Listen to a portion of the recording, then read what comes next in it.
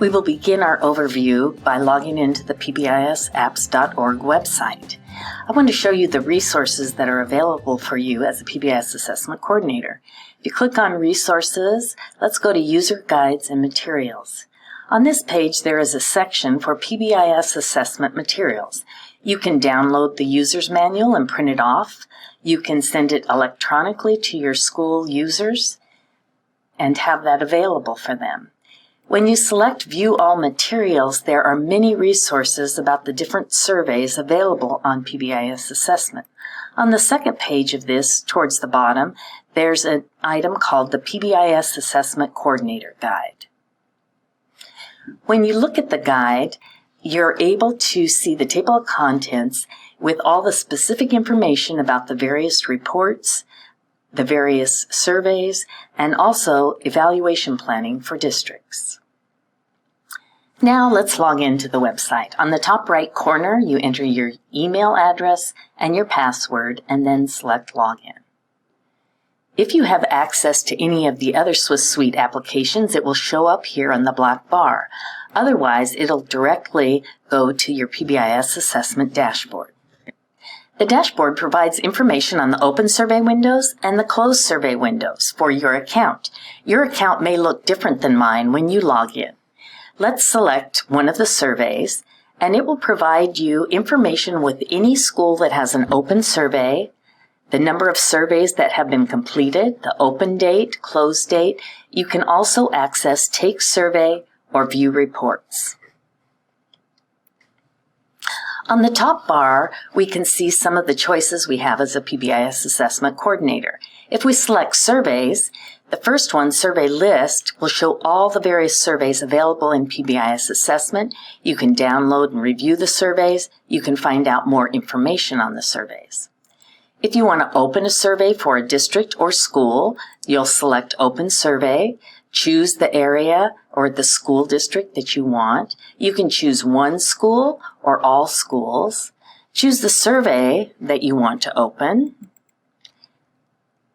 Do an open date and a close date, always giving your schools plenty of time to complete the survey, and then select Open Survey. The survey will then open for all the schools that you have listed. Let's look up here at organizations next.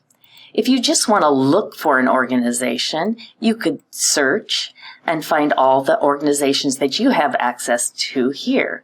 You can select one, and when we look at this, we will see that for each school in your account, there will show open survey windows, closed survey windows, and there is also a section on users.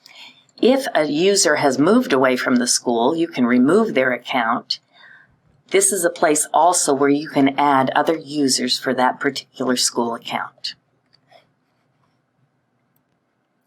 Next, we can select My Organizations, and this will provide you with a list of all the organizations that you have access to in your account. Users is an area where you can search for a particular user to see which accounts that they have access to. So if I click here and I look at Nadia, I can see that she has access to Wayside or Starfleet.